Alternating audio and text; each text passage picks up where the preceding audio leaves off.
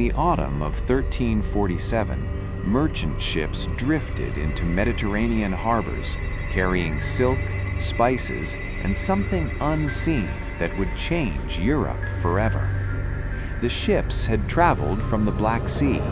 Their decks were quiet, no shouting sailors, no movement, only silence beneath heavy canvas sails. When port workers climbed aboard, they found sailors burning with fever, barely conscious, wrapped in blankets damp with sweat and sea air. Within days, the first dock workers fell ill. Painful swellings formed beneath their arms and along their necks. Fever spread quickly. At first, the sickness seemed familiar. Medieval cities knew disease well. Crowded streets, livestock, and poor sanitation made illness common. But this illness moved differently. Entire households became sick within days. Doors closed, windows shuttered, streets grew quieter. Neighbors stopped answering doors.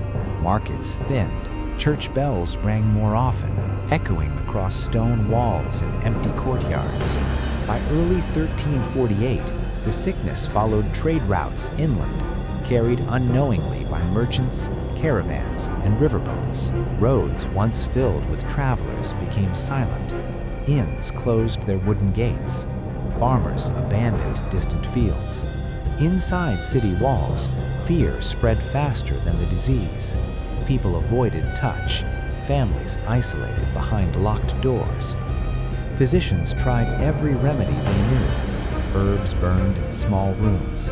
Vinegar cloth covered faces. Prayers echoed inside cold stone churches. Nothing stopped the fever. Strong men collapsed within hours. Healthy women grew weak before sunset.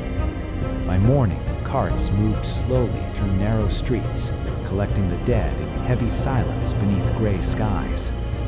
Graveyards expanded beyond their walls. Fresh earth covered rows of simple wooden martyrs. The sounds of daily life began to disappear. Blacksmiths stopped hammering. Market stalls stood empty. Ships remained anchored in harbors, their sails untouched, ropes swaying gently in the wind. Fields outside the city grew wild.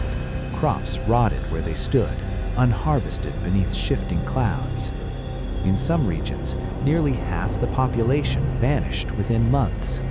Trade collapsed. Workshops closed permanently.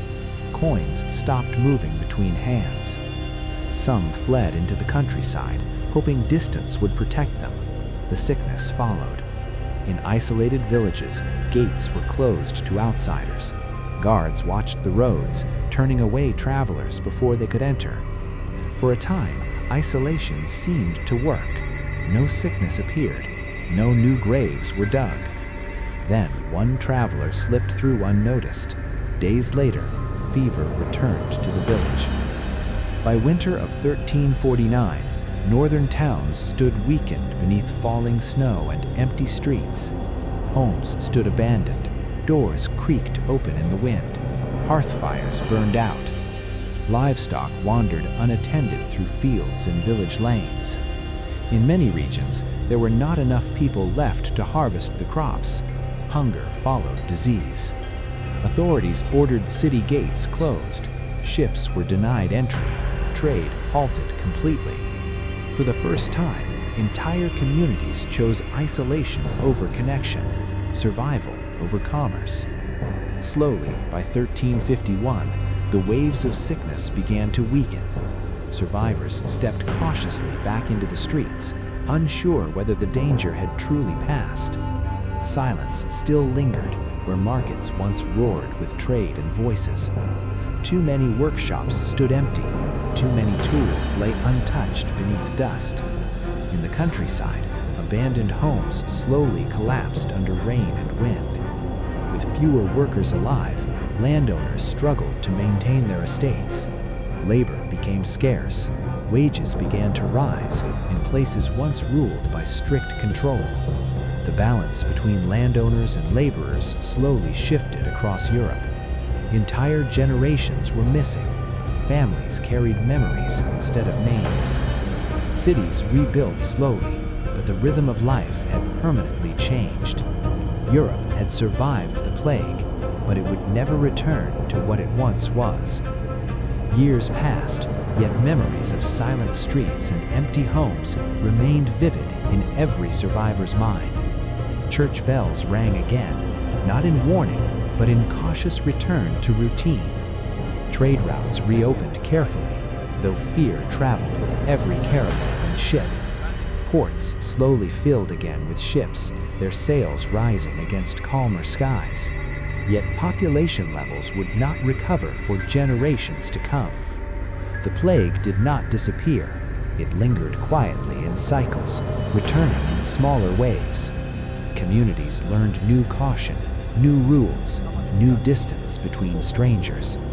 The catastrophe reshaped economies, weakened old systems, and opened paths toward change.